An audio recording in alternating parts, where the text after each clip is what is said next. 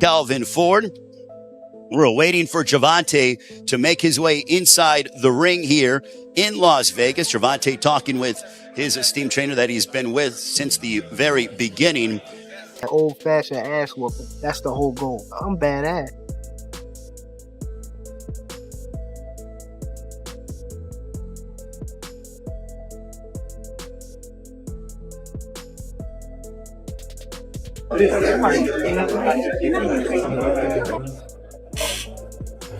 Do them gloves fit? I try to just I got hang these joints up on the wall and they get a speed bag in the house. you know.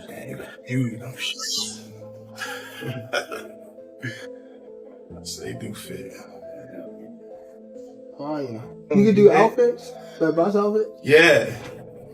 What started as internet chatter has now exploded into one of the biggest boxing stories of the decade. Gervonta Tank Davis versus Jake Paul. What started as a rumor turned into the biggest headline in boxing. Gervonta Tank Davis versus Jake Paul. Two completely different worlds colliding under the Netflix spotlight. And whether fans love it or hate it, this one's impossible to ignore. The countdown has begun, and Netflix is teasing something wild. A version of Gervonta Davis that looks heavier, sharper, and angrier than we've ever seen him.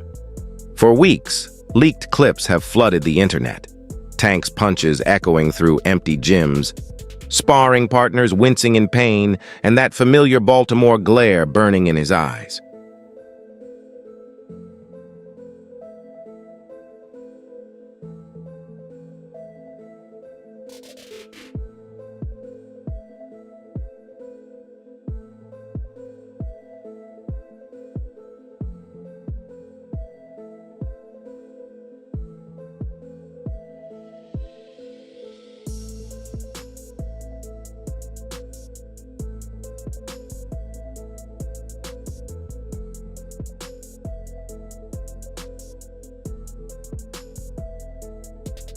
This isn't the Tank we saw a year ago. This is a fighter rebuilt from scratch, meaner, quieter, and laser-focused on destruction. The internet called the fight a joke at first. Tank's fighting a YouTuber? This is embarrassing for boxing, they said. I don't think Tank cares about what it does for the sport. I think, and I get it, like I was very open and honest with my last fight and the things around it. Tried not to be before because I didn't want anyone to, you know, not be excited for what was a good fight on paper, definitely. But when you kind of lose that love for the craft and the discipline, and getting in the ring don't mean as much as it did when you was growing up and on the way up. I've kind of seen that in Tank. Now, he had a hard fight against Lamont Roach Jr. and that might have been a part of it. Like, wow, man, this is getting hard against fighters that I think I'm levels above, and turned out on the night that I wasn't. And not only that, we're prize fighters. I hope, for the little people of the world, I hope Jake Paul gets absolutely starched by someone nearly hard. But then people saw the footage, the intensity, the transformation, and suddenly no one's laughing anymore.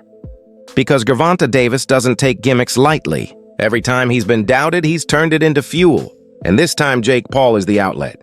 It's wild how quickly the tone has shifted. What started as a meme fight is now being covered like a legitimate super fight. It's kind of weird because Jake Paul is extremely bigger than Tank, and I mean, but with it being a exhibition, it makes sense. It's fine. He got a big name that he's gonna be fighting, but I mean, it really makes no sense because he's gonna be weighing over 200 and some pounds. Tank's gonna probably be weighing maybe at the most 147, 150. So I don't even understand why. The weight gap is insane. Jake Paul coming in around 225 lbs. Tank walking around close to 170. But talk from inside the gym says he's cracking heavier guys with ease. Trainers are whispering that Tank's timing is sharper than it's ever been. The same fighter who once relied purely on power is now setting traps like a chess player. Very big moment. What is your normal day-to-day like at this time of a camp? I'm also a night person, but I might go to sleep probably around like 3 to 4. Probably wake up probably like 11, get my run in, and then eat, probably lay back down, and then wake up probably like 6 or 7 and get my night workout in. Damn, so you're doing 2 a days at this point. Coach Calvin Ford, the man who's been in Tank's corner since day one, said it best. He's not training for entertainment. He's training for execution. The Netflix cameras captured that coldness. No dancing, no posing, just raw surgical focus. Even Floyd Mayweather showed up to one of the sessions and fans lost their minds. The reunion everyone thought was impossible actually happened.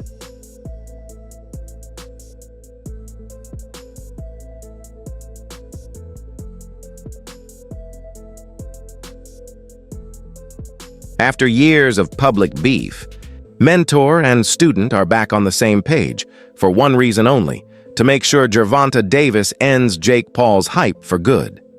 Floyd didn't mince words either. After their session, he told reporters, "Tank's still family." I told him, "Don't fight for the camera, fight for your legacy." It's the same mindset that built Floyd's empire, now being passed down to the fighter who was always meant to inherit it. Only this time, it's personal, because deep down, everyone knows what's really at stake. Say this, the most exciting fighter that's acting and fighting in boxing right now is Gervonta Tank Davis. When Gervonta Tank Davis go out there and fight, he reminds me of Pretty Boy Floyd. Because Pretty Boy Floyd, you couldn't go get no popcorn. You couldn't go get no soda. You couldn't go get no candy. You don't want to miss nothing. This isn't about Jake Paul's YouTube career. This is about Gervonta Davis proving that boxing still belongs to boxers. He's seen what the sport has turned into. Exhibitions, call-outs, influencers chasing paydays. But Tank? He's built for the smoke. That he would beat the brakes off of you if you guys fight. Yeah, I mean, I'd be down. Let's run it. Like, I'd be super, super down. Gervonta, I don't know if Gervonta needs Jake Paul. Let's be clear, right? Is there a height limit in boxing? The Netflix documentary shows it perfectly. In one scene, he looks straight into the camera and says, "They think I fell off. Nah, I just reloaded." Jake Paul, of course, is playing his role perfectly. Loud, confident, trolling Tank at every chance he gets. He said Tank's too small, that this fight is light work, and that he's going to retire him in style. Classic Jake Paul energy. But the problem with confidence is, it doesn't work when the man across from you doesn't blink. And that's exactly what happened at their press conference. Big fan of yours. Just want to say what you're doing for boxing is phenomenal. You're putting it on the map. What you're doing with the ladies, with the Mike Tyson and UFC I fighters. swing on you right now. Nobody. And I love you too, Gervonta. I'm a big fan of yours. But I just wanted to tell this man what he's doing for boxing and putting it on the map, and just want to take my hat off to you. Get the mic from him. So, get the mic from him, for real. What I want to say is, if you beat Tank, you know, people are going to say you beat a smaller man. So what's the victory here? Man, honestly, people always have something to say. It's old news. Keep talking. At the end of the day, you're here. So whatever anyone has to say, just keep on saying it, please. It doesn't matter. It doesn't matter at all. When Jake got in Tank's face, chest out and grinning, Tank didn't say a word. No jokes, no push. No chaos, just a dead stare. That's when Calvin Ford knew the killer was back. He didn't even flinch. Ford said, "That told me everything. This ain't for show. This is real." Behind the scenes, Tank's approach this time has been quiet, but terrifying. No flashy videos, no trash talk, just silent work. The Netflix team described his training camp as cold and locked down. They even compared it to early Mayweather. Zero distractions, full control, no leaks.